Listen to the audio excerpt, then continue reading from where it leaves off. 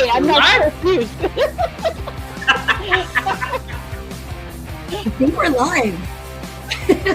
We're on.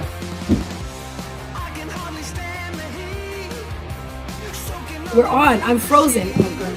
I was like, hopefully you can hear us. Okay. So I'm going to pause this. I'm going to let Eric continue. I know. Eric likes to play this super long, but we'll just get on with it because we're all late. Sorry, guys. We're not that late. So, the guys are usually later welcome than to this. the Casting Guest podcast, the one where the ladies take over. So it's ladies' night tonight. And we're taking over because the boys just rolled into town, like literally just rolled in. Eric walked through the door like 30 seconds ago and had to help me troubleshoot because I couldn't hear the other ladies. Thank you, Jen and Val. Oh, and there she goes. She's frozen. I was like, and she's frozen. Oh, and I'm frozen again. You're back. No, hopefully you guys can hear me. We don't have names, but thanks for joining us. Today is March 16th. Yeah. And this is Divine Labopa for Eric Labopa. Ladies, you want to introduce yourselves? I'm Jen, or JT, known as to most people, and I'm one of the icebreaker competitors and like an avid fisher. So I'm glad to be on the show and excited to share some knowledge and some laughs here tonight. And I'm Val. I'm the other half of the short fuse.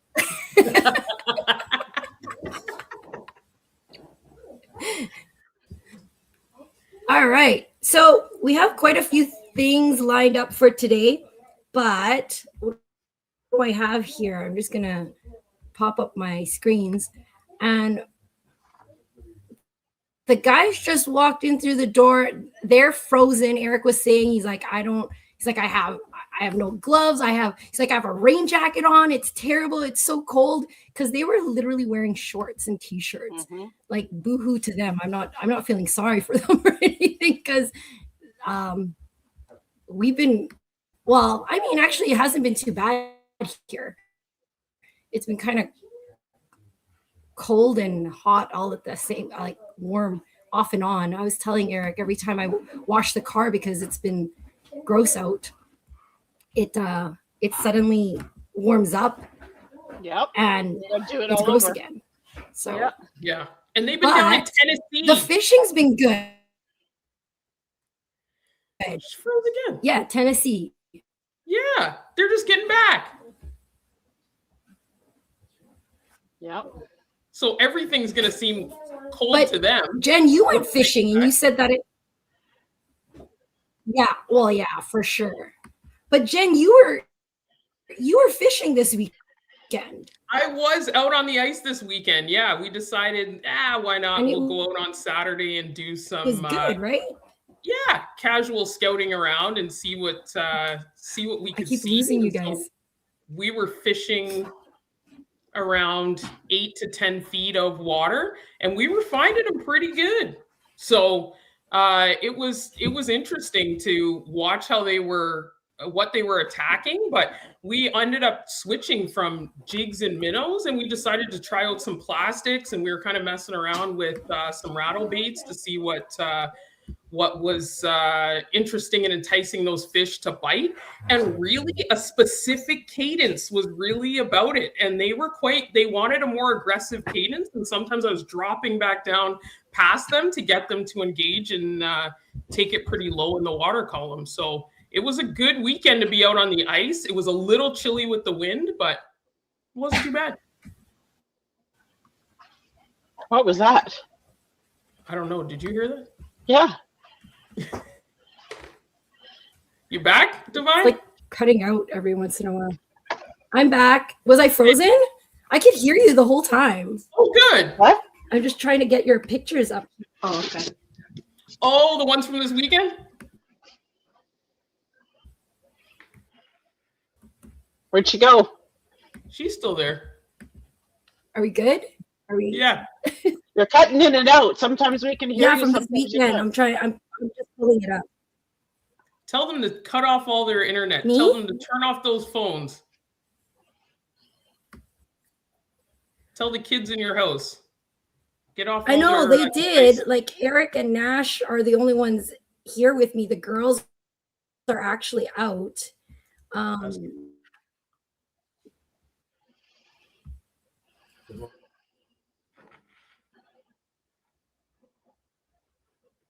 haven't done any fishing, so I don't even know what it's like. I'm just going to pull this up. I'm frozen again. Be a good show. Sorry, folks watching from home. It's kind of, I'm going to show Jen's photos here, and I'm going to switch laptops really quickly. Eric's logging in. So Jen, talk about your fish. Sure. Yeah, I was just talking how that bite was interesting on the weekend when we were out on Saturday. And thanks to Jomar for lending us his side-by-side and short fuse over there. We have his flip over because it's that kind of a season this year. I need this for the slides because it's We not can hear safe you. under the. Hey, Divine, you should mute yourself. I don't know if she can hear us anymore because she probably took off the headphones. Yeah, probably. Yeah. She's having technical difficulties on the back end there.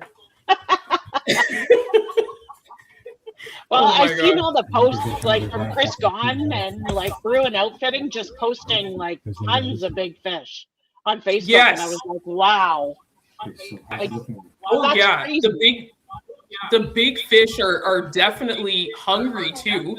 There's less pressure on those fish this year, so you can see that even when they're coming by, I was actually getting them to chase up, and they were kind of floating up and coming horizontal. And then I'm like, I don't know if I can get you to go vertical at all. So I drop back down, and they're willing to kind of dig it out of the mud. So we're really working the first one there that by the side-by-side was a 26.5, and then the other one there's a 28. So it was interesting to watch them on the live scope, and Dave's kind of coaching me from afar as we were working those fish up and down the water column. But Right. I would say in comparison to how we were fishing these same fish last year, where it was a really finesse, quite delicate bite. Yeah, it was very little movement.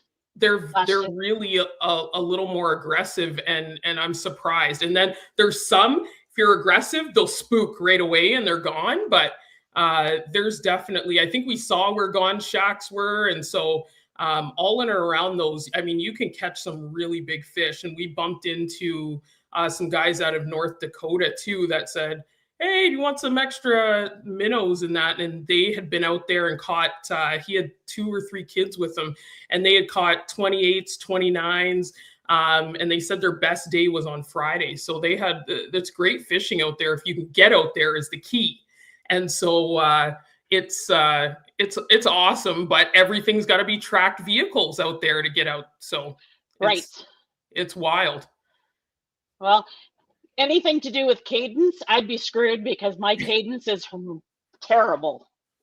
I remember us talking about this last year at the FAM championship, and Mike was saying, is it get just your cadence getting worse? It's not getting better. Oh, you're back. I am back. We can hear you now. So was the melt? It didn't help the travel at all. You still need tracks. No, you still need tracks out there. It's pretty grindy once you're out on the ice. Like the entrances and exits firmed up pretty good, but yeah, I wouldn't risk it in anything that's not a tracked vehicle. Lots of people even getting towed back on snowmobiles that you saw were getting it taken to them out there on the ice. So travel is one thing. If I'm looking from years previous to this year, is quite different out there on the ice. That it hasn't been kind. I'll tell you that. It's been a lot of work to get in and out of there. It's been hard for you guys. It's been brutal. So, but hopefully you get these monsters at the open, right? Like, yeah, that would be great. That would be nice. If they just stay still, it would make things so much easier, wouldn't it? Yeah. So we'll talk about that, I guess, coming up.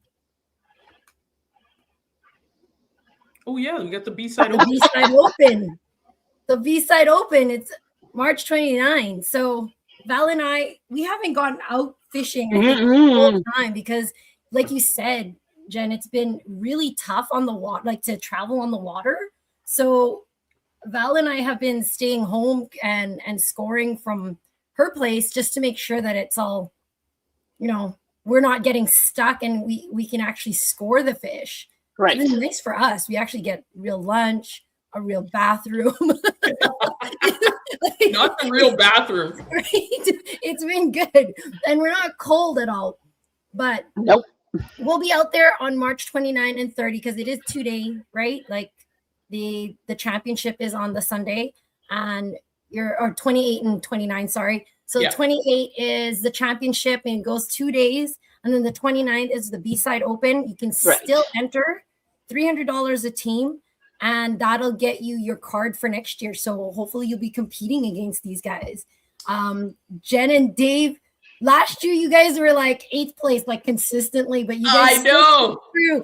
So happy to see you in the championship. So that'll be great if you can get those monsters in as well. Yeah, we're hoping for a good turnout. I have a little PTSD from the championship last year that I'm hoping to have a better turn. We did okay once we flipped over to the B side, but the first day of the championship last year was a grind. So weren't you sick last year at the championship? Yeah. Oh yeah, I was sick. Yeah. We had stuff that was breaking. Like it was just unbelievable. And even this year, like good for all of my Icebreaker Series elite competitors, because to keep your equipment working out there on some of these days, we're going out no matter what, right? It's cold, it's windy, it's dark, and you've got to make sure that you've got everything with you to keep your equipment rolling. And it's been just a lot of stuff out there on the ice. Jen, you're one of 2 ladies that are fishing, and Real Connection said, hope you guys are watching to pick up some really good fishing tips. It's funny though, because I know that the guys make fun all the time of each other, but honestly, we do. A lot of the times when ladies go fishing and when Val and I actually get to go out there, we do tend to outfish the guys. Why do you think that is, Jen? Do you have like a bro science theory? I don't know. I don't know. I know a little bit of gal science, and I think gal science. I think that folks should be lucky that you guys are tied up in the Weighmaster booth, because I wouldn't want to fish against either of you, to be honest. I feel like I've lost to both of you over the years many times. So anybody that doesn't know that both of you are avid fishers and massive competitors out there on the water too. And so anytime that the women are fishing, and I was saying that generally they have a tendency to outscore the men out there. And I don't know. I think sometimes it comes down to a little bit of look who's coming in the background. Speaking of men, here comes one. Winnipeg sucks. Hot, right? It's freaking cold. Look at him. I'm legit frozen unpacking this truck. No one feels bad for you. Winnipeg Mike's sucks. upstairs in his shorts watching TV. And this guy's still trying to unpack the truck. Yeah, I mean, the ladies, if you're watching and you want to do this, Val and I actually did the Icebreaker Series back when it was the Keystone tournament, and we borrowed a snow bear from Matt Hobson at the time when he was doing his guiding, and that was probably one of the funnest tournaments that we did together, because we've done open water together a lot of the time, and so ice was kind of intimidating, and it is, right? Like you're like, oh my god, I have to drill my own holes, I have to do all but honestly it wasn't even that bad. Like no, it wasn't, and we went blind. Yeah, it was. I looked a little ridiculous because I couldn't reach, like with the extension. I literally had to start up here, but because of the augers, right, the electric augers, there's no kickback or whatever. It's easy. I was able to start drilling from above my head and get those holes in. And yeah, we just drilled. We just fish blind, like Val and I always do. It's hilarious. This is Mike's clothes that he brought home. It's frozen. It's frozen. It's frozen. Yeah, because they're used to being in Tennessee, so I'm sure that's going to take them a couple of days to adjust. But apparently they went through rain, so all Mike's stuff got soaking wet, and then it froze. Yeah, there was a blizzard. I heard it was bad, the weather. coming through Chicago. And even at Christmas, we were driving through there and we got caught in a blizzard coming through Chicago too. So it's it's a brutal drive if you're trying to drive it straight. It's nuts. But yeah, Tristan Harms is the other female that's on tour as well. So at least I have one other female angler out there that's grinding it out. But she's hardcore. Yeah. That lady is hardcore. Yeah. Yeah, she was just over here earlier this week, and or late last week, picking up some equipment and some stuff that we were selling, and we were talking strategy with her. And I think the women are really usually Dave has a feeling about a spot, and then I pick the opposite spot of whatever it is, and that's the spot that gets us the fish. So I'm always checking out. That's what this guy said. Whenever he brings his girlfriend fishing all the time, he catches more. He's probably dropping in her holes, whatever she's thinking. Like, this is where I want it drilled. He's like, okay, cool. I'm going to drop right there.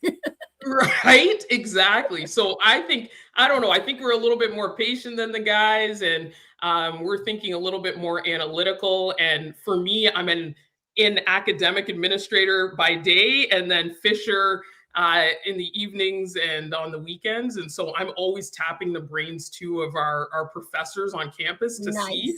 And one little nugget that I could drop is that they're actually seeing, and for Lakers anyway, our Laker professor is actually talking about how fish generally aren't swimming in perfect straight lines. They actually swim in weird curves. So yeah, they do this? Yeah, they curve back and forth actually throughout their piece. And so if you're scoping and actually watching them, you're clearly better to actually watch them on a curve. And sometimes you can actually lose them in the stitching of some of your sonars, because they're actually curving along inside the stitch, because they're not going on a straight line. And so they've talked and actually shown some of the patterns that they're doing on campus from some of our fish scientists, which is kind of cool. And so I think spending a little bit more time sometimes taking a look at what those fish are doing and how they're reacting is really important when you're out there. And so you can run around and it's rough out there drilling.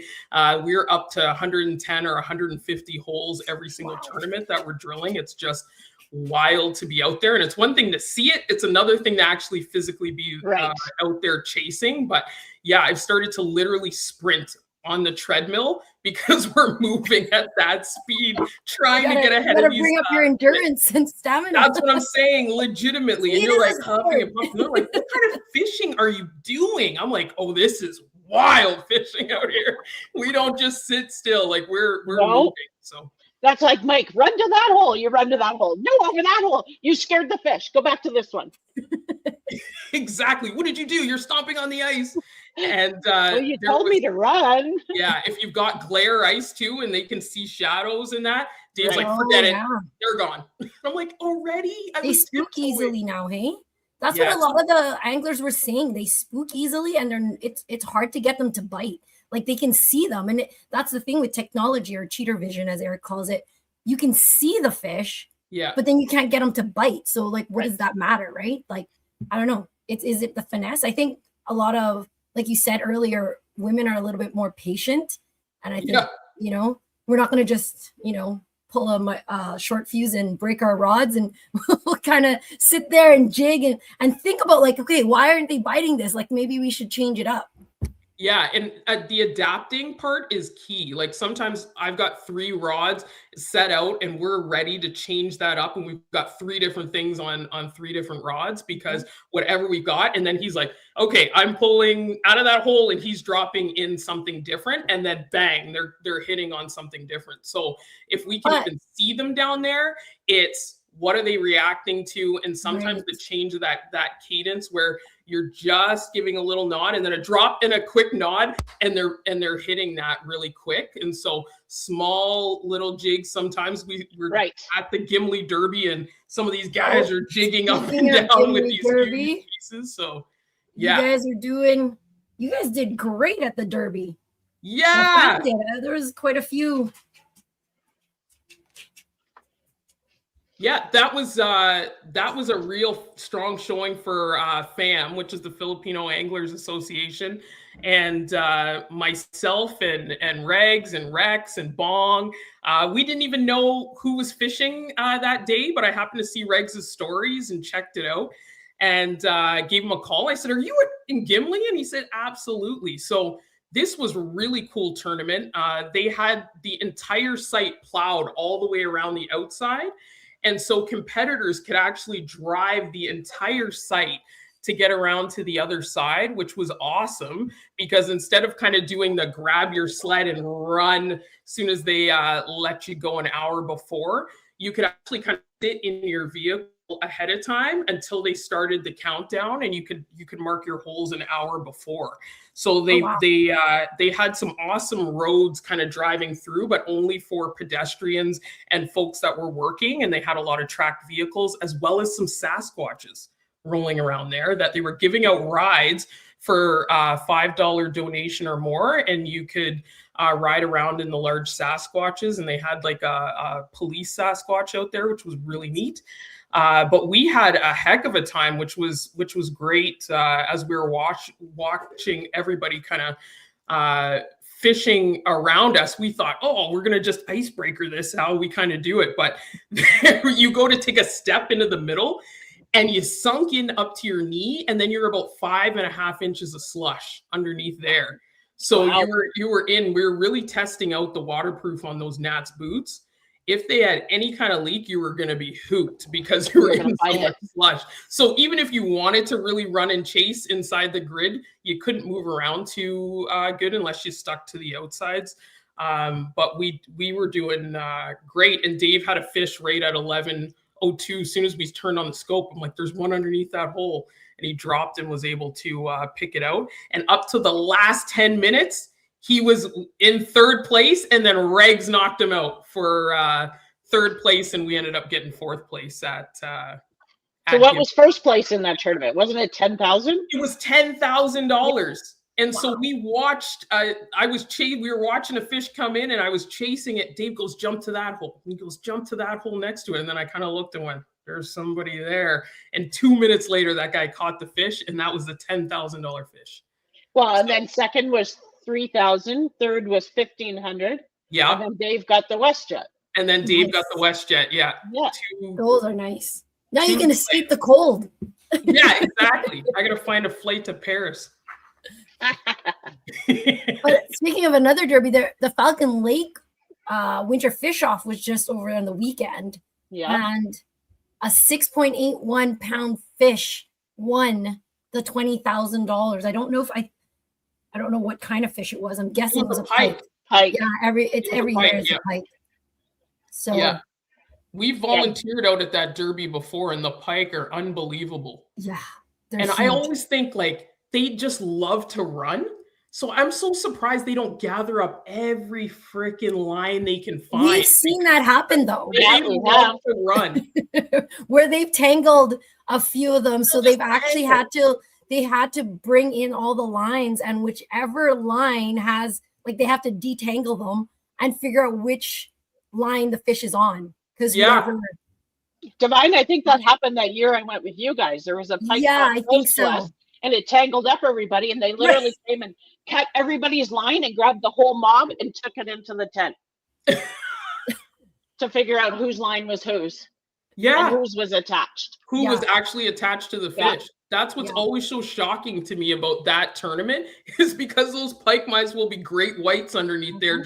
They're going wherever they want to take your lure, and they can bring everybody's rods and lines with them in a heartbeat. So those suckers are every time I see somebody get it up through the hole without somebody's line, I think that's a miracle.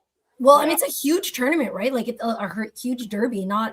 There's not only like a couple hundred people, it's like 1,000 people that get on the water or whatever, but it's really well run. Like Ian does such a great job. They said that we missed it again this year. I think they said 1,800 people were fishing and 3,400 holes drilled. So that's crazy. Kickerfish here is saying he's thinking it's about a 32-incher or so. Yeah. They said that there was not as many fishes that they usually have, and I think I had that they had 106 weight.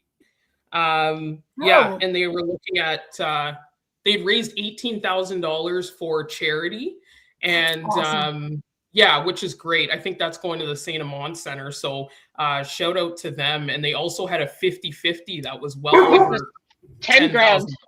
Yeah, it was a lot of money. So I'm thinking I've got that's a great. The paper here from Falcon, and it's 50 fishes on here. Yes, and on top 50 got prizes, I think. Right. Yeah, I think there were prizes right down to the top 50. So that's a decent one, even for folks that are thinking, do I want to fish? That's how we started, was fishing random derbies that we'd seen around, pre-drilled holes, and that you don't even have to carry an auger for that. You can just go and drop in a hole that's already pre-drilled for you, which is great. And kind of hang out for the day, especially when the weather's nice. Those are really nice. Those are really nice tournaments to be able to fish. The run at the beginning wasn't bad. The run at the beginning is crazy though. Like if you're as competitive as I am, I'm like giving her running. I'm trying to bulldoze over kids and children. Whoever's in the way, you better get out of the way, because I'll take you out on the way to try and get to the hole that I'm aiming for. Dave's like, throw the bucket, and I'm just launching equipment and stuff trying to get to the hole. So one other derby that happened last week while the guys were away was the Manitoba High School Ice Fishing Championship. So this year I think the boys talked about this last week, was that they changed it up and have different divisions for depending on how big of the team the school had. So there was 3 winners: the Strathclair Community School in A Division, Dauphin Regional Secondary School in AA Division, and College Bellevaux in the AAA quadruple A category. So that's pretty cool. So I don't know if those who are watching, if you have high schoolers, get them involved, like at the school level. This is great. I saw some video that was online of the kids that were out there, and the kids are like, man, we get to get out of the classroom and get outside, and they're thrilled to miss a day of class. I'm like, I would have been down for that when I was in high school, to get the hell out of the classroom for the day. So I think, like, to see the kids out there and they were smiling and having a good time. I mean, to have, and I think there was male, female, all gender out there just having a good time. And so for that at the high school level, to me, they should be encouraging even more of that. I think it's awesome that you get them away from a screen for a day and get out on the ice and just enjoy the elements. Eric coaches Churchill, and he tried to get Kayla in as a ringer, because these kids could not, like, they've never fished, right? A lot of them never even held rods, so they have no idea what they're feeling. And I know that he took Nash with him last year to teach them, and Nash is just pulling fish out of the water like nonstop, and these kids are going, how is he catching this, right? Because they don't know what a bite feels like. They're jigging and they think they're just snagging on something. They don't realize, like, especially smaller fish, right? Like, it just nibbles at you unless it's gonna attack your line. You know how that is. It's hard to tell. But yeah, so if you guys are looking for other derbies to enter, though, there are a couple more coming up. I hear Val's cats. Yeah, they're both here. Are they both there? I hear them. So there's the fishing derby up in Split Lake on April 4. This one has great prizes. Like, the prizes are awesome. If you can endure the drive, I've done this a few times, and I'm like, man, I can't make that drive. I know, it's too far of a drive. If you can do it, wow, you should go for it, because I mean, that first prize of like a vehicle, like, they have some awesome prizes, and I think top 3 prizes are vehicles. Right, like, vehicles are top 3, unheard of. So anyone that can make it out there, they should definitely go. And I know, I think Quentin said he was going to be. Yeah, I was going to say Quentin. I think he's done the drive a few times and is making it out there. So he should. They should split the drive with somebody and see if he cannot carpool, because that's a heck of a drive. Those are tense, though. Yeah. Oh, that would be cold. That's cold. Yeah. Yeah. But then it's waiting to April 4th. True. So, I mean, but it's Manitoba. Yeah. Quentin and Kevin are going. Okay, cool. Oh, okay. All right, guys. Well, good luck. Mike's saying that high school fishing in the States leads to college scholarships. Yeah, Canada's just too small, I think. Like, they don't put enough behind sports like the US does, right? Like, obviously we don't have NFL, we have CFL, we don't have like NHL is like, everyone's trying to get into the NHL. If you can get in that, we need to put more into our sports, especially like you said, Jen, getting kids away from screens and doing outdoor stuff. We really should be funding, like it's part of the arts, right? And sports programming definitely need to invest more into that. Well, and think if we invested in some of the youth and some of the talent that we have now and watched them up through the college ranks, really, what could they do on the professional circuit pending that they had a little bit of investment, time, coaching behind them, and that our systems were actually set up to support students getting they could be like Nick. They could be like Nick. Right? In the kayak I saw this kid, I'm like, how old is he? My God. He's like 30. So he's, to me, like I've gotten to the age where I call 30-year-olds kids. So he's still a kid. He's so young. Right? But yeah, they could be doing stuff like this, like the Bassmaster Kayak series. That's so cool. Like, I mean, I know Nick's rig is completely, decked out, but you don't need a lot, right? Like, you get a kayak, you get some rods and stuff, and you study the maps, and you can get there. Well, these guys went pretty bare bones when they took their stuff. That's true. It had a lot, so he wasn't that decked out. He was pretty bare bones, I want to say. Yeah, I don't know if you saw some of the other kayaks though. My God, I'm like, does it cost as much as my house? I think. Yeah, some of them are like the cost of like boats, like actual boats, right? It's okay. wild. The states have alumni funding. Oh, they have alumni funding. We need some alumni here to start funding alumni. No, but that makes sense because that way you've got alumni funding and it's feeding into an endowment that can be paying out to scholarships and really investing in those folks that decide to get into fishing. So it would be nice to have when you think about how many lakes, like we're the frontier of everything outdoors. Right? Yeah. Just Manitoba. We have so many lakes. Like, and I don't know, like, and Eric and I have this conversation every once in a while, like, why did Manitoba, like, we turn away from our water? Like, we should be embracing that, and actually it should be part of life, right? I'm not saying that it should be like, Vienna, where you're like going through using it as waterways, but why not? I mean, you could in the summer and even in the winter while the ice is there, right? Eric and I and Nash, we went on the ice skating trails, and he was saying, he's like, I can go through here to get to Churchill when I go to, show them how to fish or coach them, or we can go down to the forks for, like, it'd be just more funding should just go into outdoor sporting or outdoor entertainment rather than indoor, screens and stuff.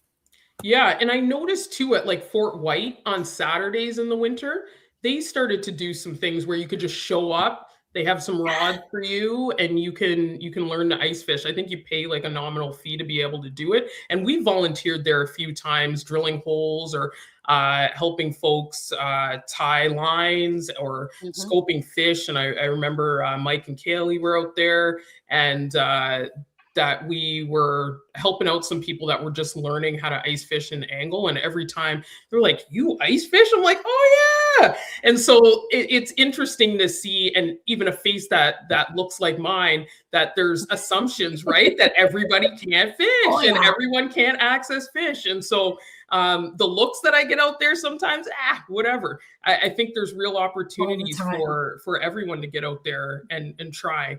And it's not always something that's front of mind, but I really think there is something when you're out there on the water. We were even watching the sunset as we were driving in on Saturday off the lake. And I thought, like, this is a cool view. Like, how many people actually get to see the sunset out here on the ice? And so especially as the nice, like, we're moving into kind of March Madness, right? And right into the end of the ice season now. And so you'll start to see some nicer weather and there might be opportunities for people to get out there and fish. I mean, make sure you have the right gear and that you're taking the right precautions and going with someone that knows what they're doing. But there's opportunities for people to get out there and really try it out. And speaking of which, there is an ice fishing festival on the 21st at the Fort White Alive. So definitely go out there, see all gear and supplies are provided. Fishing experts are on hand to teach. So really the intimidation factor is taken out of there. Yeah. Tom has volunteered a few times now. Yeah, that's a great one to get out there and try it out. And really safe and an opportunity that you don't have to have all the rods or all the right gear, and people are out there to show you what to do. So I think that's an awesome one to go and check out at Fort White. And it's not far, right? Like you're just a short drive. You're welcome, Gord. So all these tournaments, and I just want to, sorry. So we touched on Nick, who got 24th out of 145 anglers, which is crazy good. That's unreal. Right? Like I think he had like 2 days of practice or whatever. So you really have to know your waters and know how to break down water quick. And I think he had some technical difficulties as well. So his pedals broke. Yeah. So who knows where he would have landed had he not had, the difficulties he had on the water. Yeah. I think during practice time, he almost sunk his kayak. And then during tournament time, one of his pedals broke. And so he couldn't reverse. I think it was. I think just towards the end of day 2. Yeah. So Mike was like, they were hoping it would make it the whole day because they were prepared to like run and trade him a kayak. So they knew it was not looking so great on. They tried to fix it. They tried to do the best they could. That's tough. And that's the thing where you're sometimes at the mercy of your equipment when you're out there, right? And there's not much you can do about that. And even times when we've by accident found a spot, it's because the truck got stuck and we're fishing for the day, right? Those things happen. And at times to come out with the finish that he had is unbelievable if you're still battling your equipment on top of that and trying to get on top of those fish in a kayak. And I'm always thinking about those guys. I'm like, man, they were thighs of steel just having to pedal and keep that kayak moving around the spots, and you're landing those fish by yourself in that kayak. Like that's unbelievable. So top Canadian. So that's awesome. unreal. Yeah. Awesome. And the guys look like they had quite the time. Oh, man. Media. Oh, they had fun. They didn't want to come back. Overall, literally celebs down there. I saw them. It's like they had the time of their life. Like just being part of it. Good. Seeing it all. I heard like bits and pieces, but Mike just said it was amazing.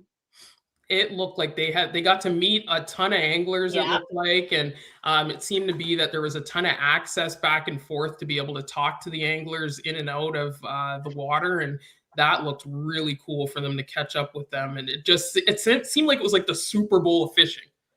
Well, to have media passes so that you're backstage, like you're right there with all of them. Yeah. Well, that's neat. You see that one picture there, look, the arena is full, and the girls, like Eric, the girls saw Eric's post and they were like, what is this? Why is it like Dad's at a concert or something? Like there's so many people there. What are they watching? And I'm like, this is a huge deal. They have fireworks. Yeah. Talk about funding. Like there's a lot of money that went into these tournaments. It's crazy. We could only dream of something like this in Canada. I mean, but it should be happening. Like it should almost be like a moving tournament, right? Like follow the different waters and get them, fishing at different. I mean, maybe just we can start with North America, but I know that there's bass in other parts of the world, right? Yeah. So it'd be cool if they brought a big tournament up to Canada, like even a qualifying one. That would be really neat. I'm sure Eric's already has that in the works. Right. He's already thinking about the next. Oh yeah, he's already talked to the execs down there. And how many Canadians are going down there, right? And the Canadians are doing quite well, and so they're learning all those techniques up here, right? And I think that's really neat to go down and take a look. And even last year, a couple of years ago, we went down to the States to see what the cat fishing was like down there. It was interesting to see what they thought was a big channel cat compared to, we're like, that wouldn't even score up here as a channel cat down in North Dakota. So it was interesting. And I think them coming up here to see what we've got would be some great exposure for some Canadian anglers, I think. For sure. Good talent up Give here. them a bit of a challenge and Well, I fish said, some Mike, water. different fishing altogether. Like he was like, I can't figure these fish out. Like they're there, they just don't want to bite. I said, you got to change up what you're doing. Like Yeah, obviously, what you normally would do isn't going to work this time around.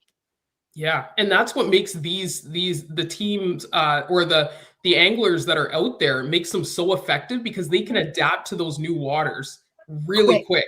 If Yeah. you've only got 2 days to pre-fish, that's not a lot of time Well, to and that's break just down it, a right? water body and figure out, where your fish are sitting or what's holding fish and what depths, what's working and what's not working, especially if you're in a kayak. Like that's a different level to me. And that's one I don't know if I'm brave enough to get into kayak fishing yet, but good on Nick and the crew that went down there really to support him. And I think try to keep that kayak moving because that's a ton of work to be able to make that happen and do that so quickly and adapt to the bite.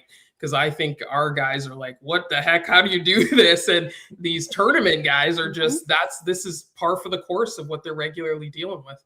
Well, and if you want to try the Central Canada Kayak Trail is going to start this spring. Yeah, It's in the spring, right? So June. I don't know if Eric posted the dates yet, but definitely give it a try. I mean, Stillwater has kayaks. I don't know if they have any for rent, but I'm sure we can find some anglers that might have kayaks that you can borrow for a day or two to give it a shot and see if you're. I'll be in a recliner somewhere on a motorized boat, chilling. Oh, Jen, it's actually a different type of fishing. It's very relaxing just to get out there and do your own thing. And you're like, you go where you want to go. If you find a good spot, it's different. It is very different. I don't know about relaxing. I was like, that's what I was going to say. Like juggling. This is relaxing. I don't know if I want to do this. No, see, now with the pedal kayak, you don't. Oh have yeah, that would be a game changer for sure. Because like having to like paddle and then put it across your lap and then cast out and then you catch a fish and then you're like, oh my god, my paddle. That was not relaxing for me. I have no idea how these guys do it. They do amazing, and some of them have pedal drives, some of them are using their paddles, and then they have all these electronics that they're still looking at, right? Like just like on a regular boat. Yeah. And half the time, Eric, like when we started fishing last summer with the sonar, the forward facing, I was like, I don't know what I'm looking at. I want to look at this, right? And Eric's like, you just tell me if there's a mark. And I'm like, oh, this is like, I would not be able to do that by myself. I never asked Eric what he thought of using the pedal kayak compared to his other one. Yeah, we'll have to ask him how he liked it. Well, he's listening. So Eric, if you're listening, let us know what you think about the pedals and compared to paddling. Did the guys catch anything while they were down there? Yeah. I don't think a lot, but they caught. Okay. Well, that's better than I thought. I thought just Nick would be doing the catching and these guys would be moping on every night. Just don't drop the fish. Yeah, like, I mean, I don't know. It's a lot of juggling. Yeah, or your rod or your net or anything else. Keep everything locked down. Yep. LeBron lame. He's like the LeBron game, really? Yeah. Lame. Gord said if he was younger, he would try it. Oh, you can. I don't know. You can do it. You can do it. Yeah. Because you're like one with the water. You're like right there. Even just kayaking. I think just kayaking. Never mind the kayak fishing. You can add the fishing part later. Just kayaking is really relaxing. Like I enjoyed it when I was on Hilly anyways. I did it one or two times on Hilly, and it's pretty cool. Now you got to try it with the pedal. I do. Yeah, this summer I'm gonna give it a shot. Oh no, I would be running for the hills. I'd get a leg cramp out there too. I'd be like, oh God. It's not that bad. I got 2 bum knees and I can do it. Hey, You got to do more yoga.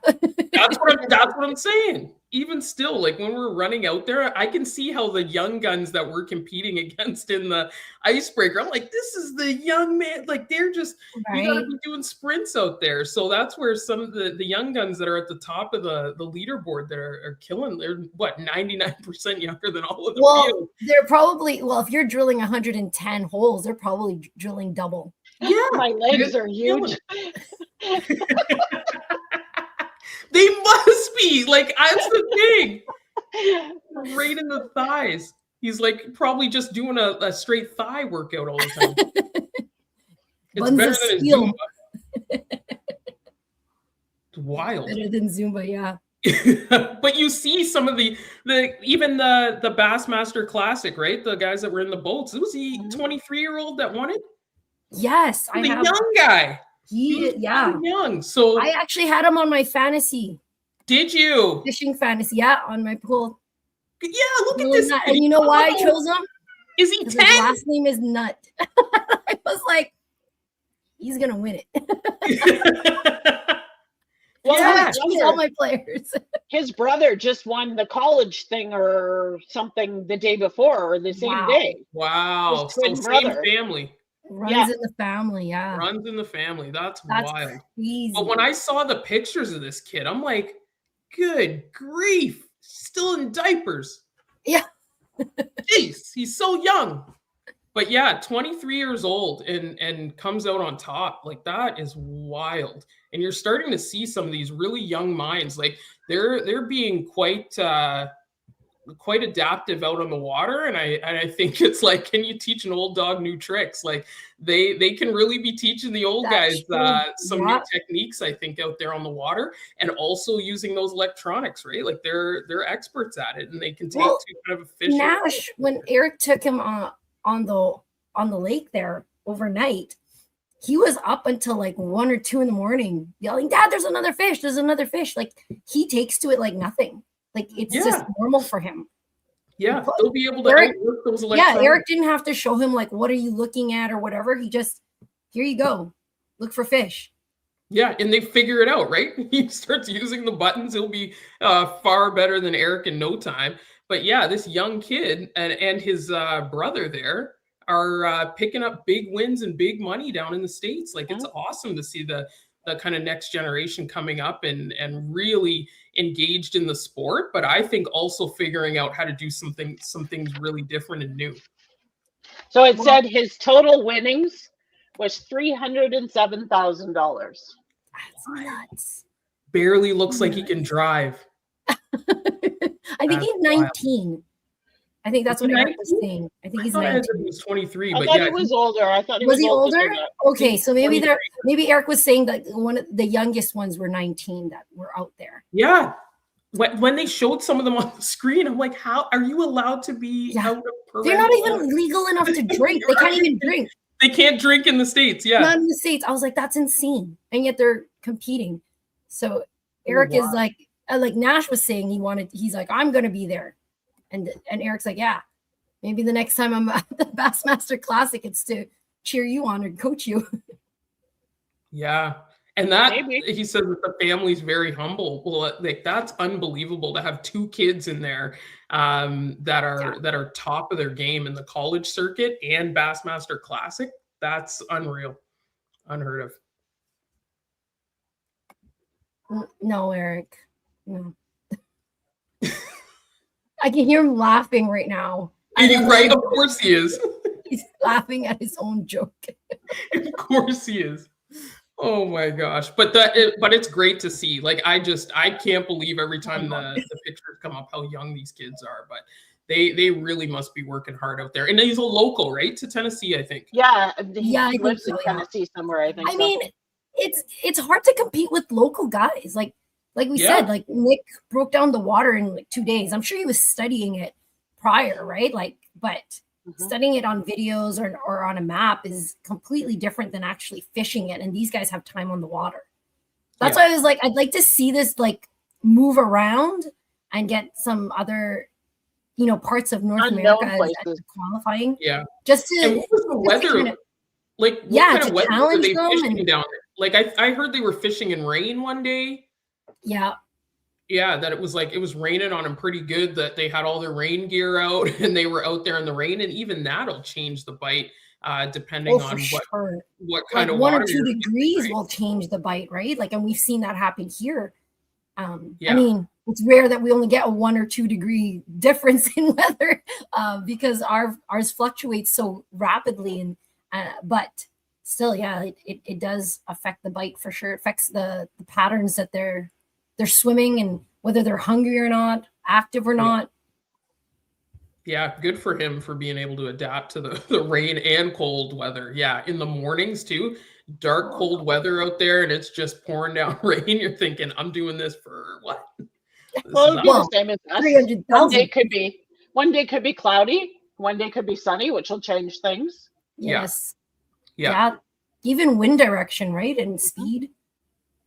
Yeah. Everything. One thing we were seeing, even when we were sitting out at the Gimli Derby, we would scan behind us and the plowed road was just behind us. There's fish just sitting in the plowed road, and they wouldn't come into the area where they were. Yeah. Really? Because we were thinking the sun and the way it was plowed right almost to the glared ice, that they were sitting.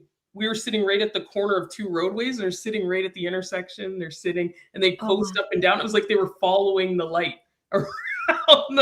around the site, and we're like, nothing in here, eh? No. And they're just kind of going around us. So depending on the fish and where they're sitting, they can be doing all sorts of different things. So to be able to adapt and beat out more than half. Well, and speaking of adapting, like a lot of people, like that's how we think, right? Like, and we've always, like, I know you were saying women tend to be more patient and will adapt, think analytically. And then you have people like Jeremy had just sent an article in one of the group chats about the guy who was cheating again. Like talk about not being able to adapt. Like everyone, like they're looking for weights now. Like they have lie detectors, they have the metal detectors going over the fish, and still this guy is like, I think I'm just gonna put some weights in here and like stuff it with a perch or something. Like, what are you like? I'm not giving you ideas, but you know what I mean? Like, yeah, how they could think. And this was a tournament down in Texas, right? On just this like a weekend or 2 ago, and this guy decides that he's going to put weights, allegedly, I guess at this point until it's proven, but they scanned over top of that fish with a metal detector, and it went off. Yeah. And so they were already suspecting that something was going on. As these guys and you and Val start to look at so many fish, you can tell, what that fish, you get to see it. Oh, even when I sent you a picture, you're like, oh, it's about a 28. You get a sense of how big these fish are, that just by eyeballing them after you've seen them for so long. So do you really think like these fish almost look exactly the same? And, fish and bass can be off by a little bit, but huge variances in weight is not going to give off the weighmaster some suspicion. And so they call the Texas game wardens to come over and investigate this fish. And sure enough, you cut into the belly and they're putting weights in the belly. Like, it's just ridiculous. Why though? Like, you've seen what happened to that last group, right? Why would you even attempt that? It's nuts.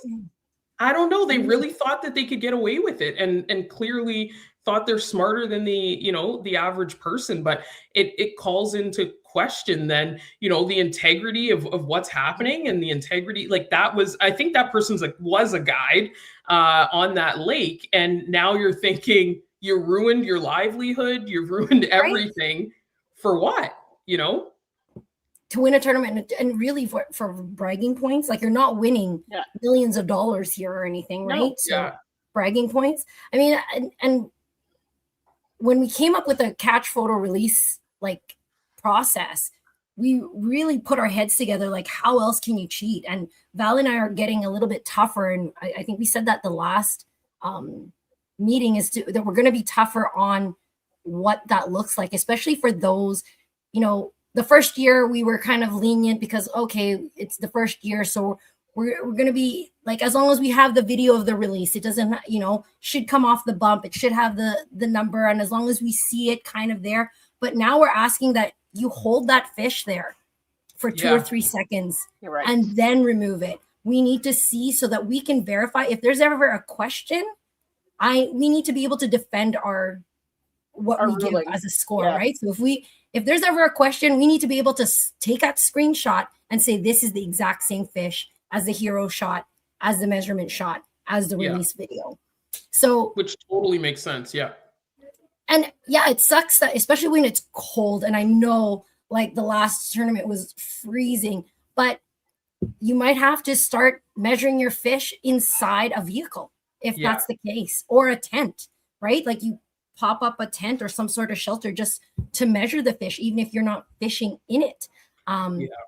Because and really start to refine your process on how to do that so you don't have that fish out of the water for a long period of time and you don't have to fumble around and do it. And after a while, it really, like anybody that's on tour should really know like they really is limited to no excuses at this point. We've had to do this a bunch of times over and over again, and we're putting more fish on the ruler because at times if you're struggling during the day, you're like, is it going to hit 18? Please hit 18. And you're putting it on the ruler and you're like, it's not hitting. So at this point, you really should be used to the process of pulling out those numbers, getting that fish, getting your hero, getting that fish on the ruler, and then giving that extra, make sure you're going to touch that record button before you move anything. Because if your finger's even too cold, sometimes you're hitting that record button multiple times and the thing's not registering that your skin's warm enough to be a finger at that point to get that video. And also when when the fish releases, right? Like if we don't see that fish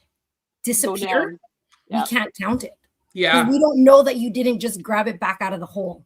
Totally. And if you're rushing too fast, it's going to be your fish that's not going to count. Right. Yes. So you gotta be cautious of exactly your time, yes, but what you're doing with it. Yeah. And make sure your head's bumped. You want that mouth closed. And what we're finding too is that if you're fishing outside this year, there's so much wind cover and those holes are blowing in so fast that even when you've got your rod in there and you're bringing that fish up through the hole, just mouth full of slush, right? Yeah. So you go to put it on the board and you're like, you can't even close the mouth because you need to clear it of the slush because it does clear it out. And so anyone should be rolling around with lip grips at that point just to give yourself a chance to get caught up and also wet your bump board. Like if you don't wet that so that bump it doesn't board, stick that fish, it's gonna stick to the bump board. So we like go through it slowly and like count it out. Okay, wet the bump board, put this on here, grab the number, like going through that pretty methodically to make sure that we don't miss a step, but also that we're not making a dumb error like putting the fish onto a bump board that's not wet. So I know there is a lot of steps, but I think we kind of like things like this, right? Cheating. We only have one kickerfish tournament where there is still a weigh-in. And I know Mike is very methodical too when he's weighing live fish. Mm-hmm. If it seems off, like how are you getting 10 pounds out of like 3 fish or whatever? He's going to check those links and double check them, right? Yeah, right. We don't have a metal detector yet, but I mean, it's not hard to get one. If we're going to keep the weigh-ins, the live weigh-in, we might have to because we have so many different, markers for the catch photo release that we're checking, right? So that we know that that's caught that day. It's not the same fish, that kind of thing, that we might have to put in more checks for the live weigh-in as well. Mm-hmm. Unfortunately, right? That's really unfortunate because growing up my entire life and being on the water with my parents, there was always a fisherman's code or a fisherwoman's code when you were out there. Right. And there's a certain expectation around dignity, integrity, courtesy on the waterways, and that you understood that you weren't the only person out there. You were making sure you respected the fish, and those, like, for that to be lost and your ego just to take over is really unfortunate, I think, in the fishing world, because some of the tenets and the foundation of really where fishing came from and real outdoors folks, like that's really sad. And honestly, like, to me, like, how are you proud of that? Like, okay, let's say you win from cheating, but you didn't. You're not the best. Like, how is that? Like, I don't know how that feeds your ego when you're not actually beating the best of the best at their own game. You're just cheating your way through. Like you're only cheating yourself. Like, okay, yeah, maybe you have a few bucks more than the other guy, but really. Yeah, but money comes and goes, and at the end of the day, that person's ruined their entire reputation. Your reputation does. Their reputation's shot. You'll never be able to walk into the fishing world with people being able to think that you're honorable again. And was that worth it? I guess. And plus, on top of it, because it's over $10,000, you're facing serious time. Like that's a felony down in the States, and a felony charge is huge. And so, with that already happening, we've seen an example in the Ohio tournament in 2022. It's unreal that you would take that risk to even put that out there, and then have the same weights that you put in the fish. They're hanging out in his boat, like. I guess, if you're cheating, you're stupid enough to do it, and I guess you're stupid enough to leave those weights in your boat, that when they're investigating this whole thing, they're looking at perfectly round, shiny weights that couldn't have been swallowed naturally by this fish, right? That someone would try to make the case of if they swallowed a random lure or something like that. These are big, round lead weights that are in this fish's belly, right? Like, that's nuts. When we used to do the weigh-in tournaments, we used to have occasionally. They use weights to keep the fish upright in the live well. Yeah. Right? And there would be a few times where all of a sudden the fish would come in and it's in the basket and you're about to weigh it, and all of a sudden it's like, punk. And you're like, well, wait a minute. And it's like not just one, there'd be one or two. And you give them the benefit of the doubt because it's a fin clip. It was missed. It was whatever. And I mean, I can see it happening, but not stuffing it in a fish. That's a whole different ballgame. Yeah. Oh yeah, that's intention. Yeah. Exactly. And if you're fishing all the time in different events, to go and cheat, you lose all respect, your integrity. Now all these people that might have looked up to you now look at you like you're a whole different species of a person. Right. Yeah, you're losing sponsorships if you had any. You could lose your job, right? Depending on where you work. You might not be allowed to have a criminal record to hold that job. Yeah. So you're losing your livelihood. So I know that Tony said here, it doesn't feed ego, it feeds bank accounts, but really in the end, you're not feeding anything. It's not. You're feeding the system with more criminality is all it is. I just never understood criminality. People around are questioning, right? Like, what the heck is everyone doing now, right? And there's been a few examples over the years where you were thinking fishing was. Hey, Mike, we're never going to end with this guy. Oh my God. Oh, what's that? You see it? Yeah. What is that? That's fancy. I don't know, some lure he brought from the States. Oh. Called the prickly pear. Oh. A prickly pear. Yeah. So I guess it's like those ones that Leon was giving the guys before. Yeah, those dice or whatever. What's he dice things? So what do these work on? Bass? Yeah. I guess so. Apparently. I feel like a walleye would run from that.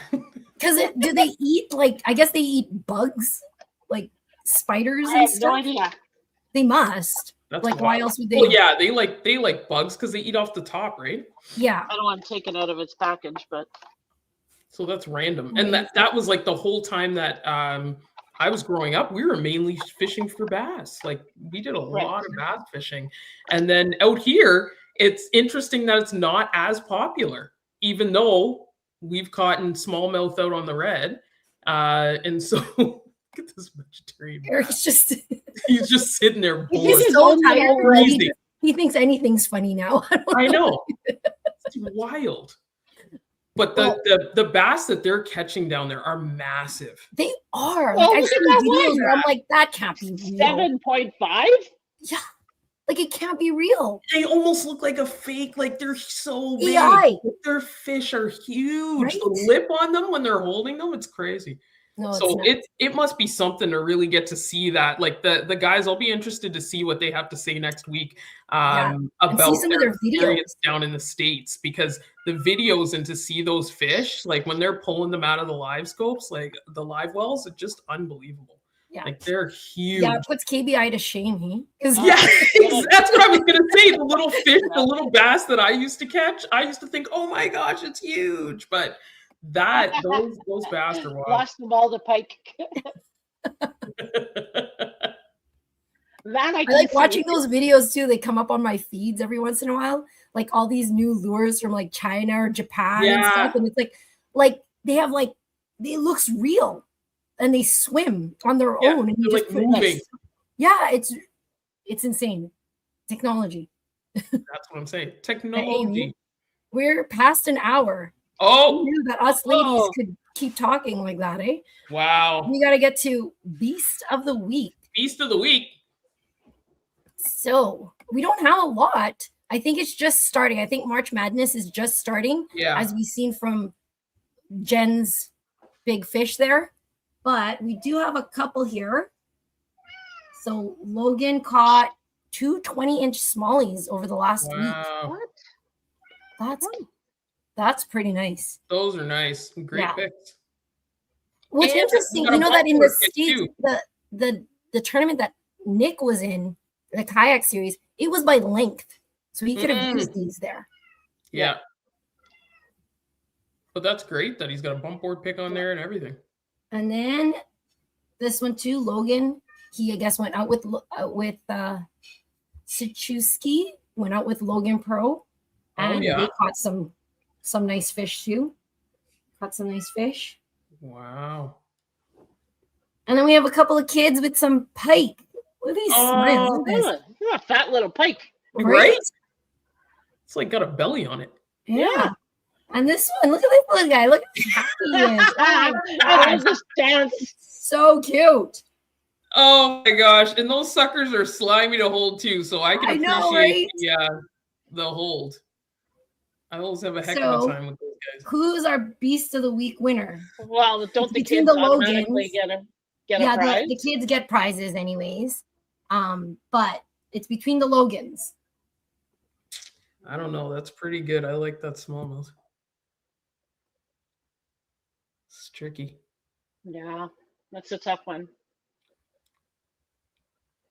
Eric, give it up already. Right? You just see the comments coming up. I'm like, ignore. I don't know. I think that pike. That pike is pretty good. Yeah. That's a good one. Stop, Eric. See? Tell him to go to sleep. Haven't they been up all night? Yeah. Yes, we have. I can tell. They're delirious. Yeah, I don't know the pike, but the smallmouth I really like though. These ones? Yeah, that's good. Katie says the smallmouth. I think the smallmouth. Yeah. Smally footballs. I agree with Katie. Look at those footballs. It's a ladies' night, so ladies decide. It is ladies' night. Yeah. Okay, so Logan Pro, you won Beast of the Week. Beast of the Week. Congratulations. That's awesome. The guys will be in touch with your prize. Yeah, let them do the work this time. We're not going to do the work. No. Yeah. But thank you, Jen and Val, for hosting the podcast with me. This was fun. This was great. Considering I hate being in front of the camera. I know you do. I can't believe Val's here. I know. That's awesome. No, it was good. Oh, I think we did decent. We were able to fill an hour. I mean, not as well as Eric does, I guess. You just look at him. He doesn't he sleep talk? But that is it. Thank you for joining us, everybody at home. Our sponsors, which I forgot to mention, Gone Fishing, Eskimo Ice Fishing Gear, Ion Ice Augers. The boys had a blast, and they'll be back next week. And yeah, you can catch Val and I at the next Icebreaker series, as well as Jen. You won't see me. I'll be out there. No, maybe running. We'll be able to find you. Yeah, that's true. Vote for team. I think we're team 22. Yeah, you are. Yeah, so we'll cross your fingers for us. Yeah, so look for them on the live leaderboard. And if you're on the fence, just join. It's gonna be a blast out there. Or come out and just see us, even if you don't want to fish. Come out and visit Val and I, hang out. Oh, someone said the ladies should host more often. Yes, sweetie, come and see us during the Icebreaker series. Whether you fish it or not, just come and visit. Come hang out with us and see what we do. Exactly. Okay, thanks everyone. And end.